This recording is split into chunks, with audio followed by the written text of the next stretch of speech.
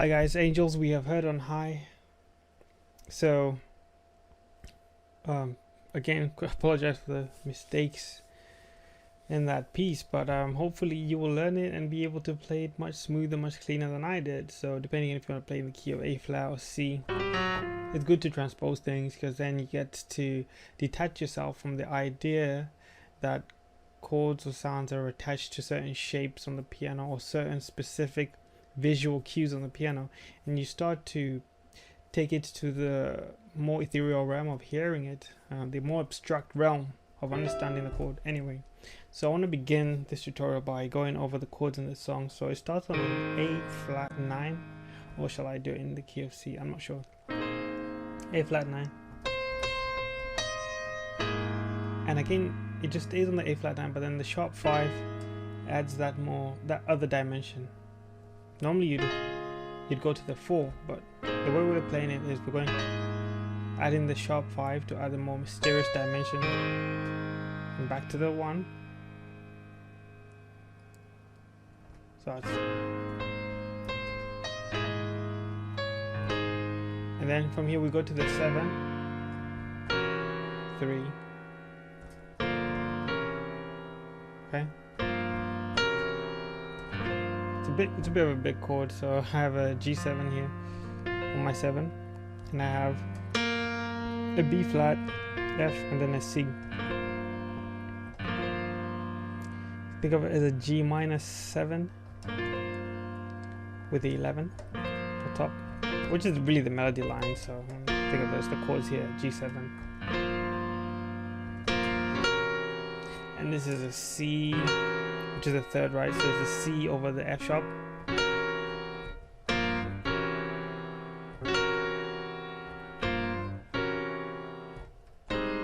Goes to an A flat major 7, B7 with a 9, and then here I have a B7 sharp 5. Sorry, flat 5. 1, 2, 3, 4, 5, flat 5. Or I guess plus 4 if you want. Plus 11, sharp 11.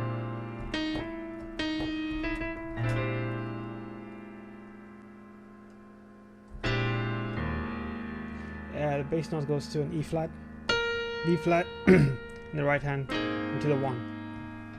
So let's recap.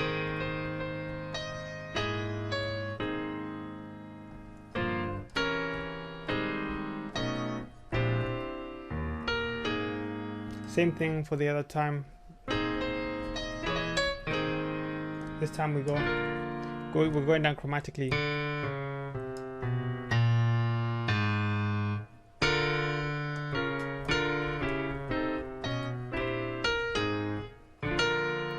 So a B flat minor sharp 5, but make sure you have the melody on top. A C diminished, C sharp diminished, a C diminished. We've seen this chord before, the B7, and this one before. Back to the root. So here we're on the minor third, playing a C minor sharp 5. Or flat 13, diminished, augmented, diminished 13 if you like.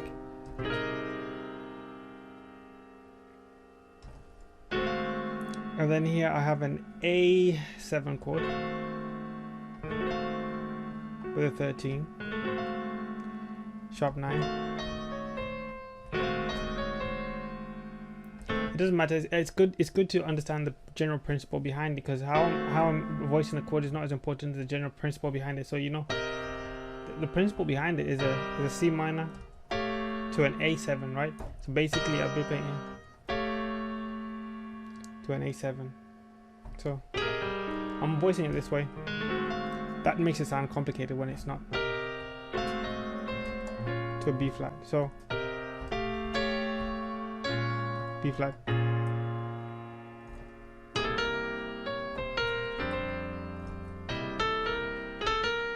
A little slide there. Again, but it's just back to the third, C minor 7. And this is an F major chord. And it the reason why it sounds like this is because this doesn't exist in the key of A flat, which is the key we're in. So we have the A flat, we have the D, which is the flat 5.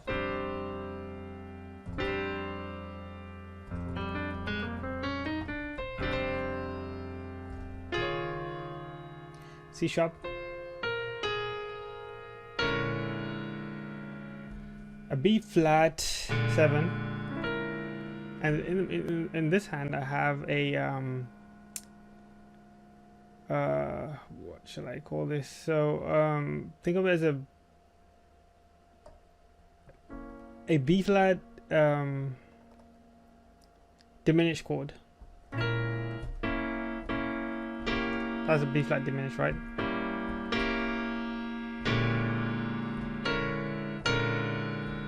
And a B flat 7.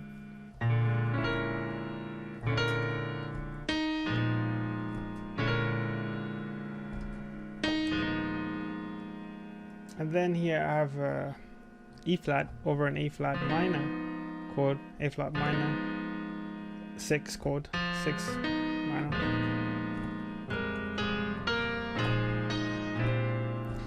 The end part,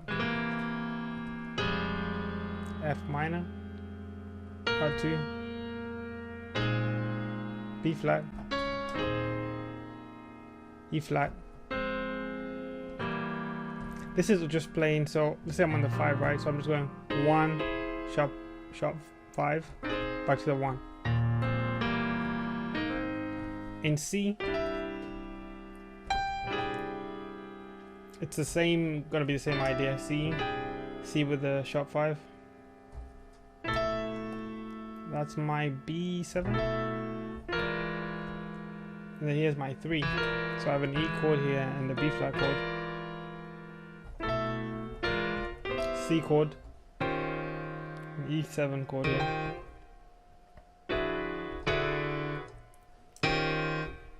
And so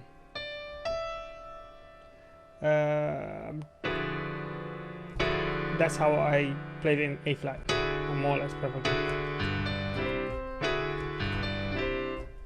It's harder to do in the key of C because you know you can't really reach for the chords like that.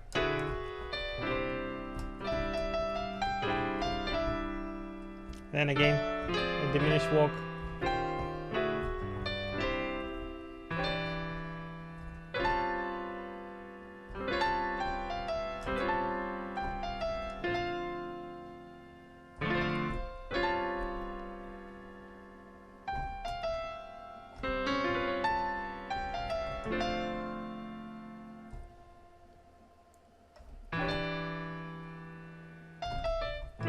A7.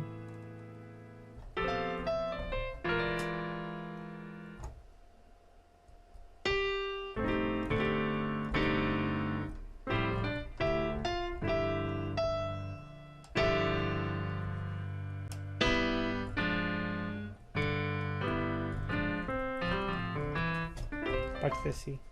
Alright guys, I hope that was helpful to you. I hope you learned something new.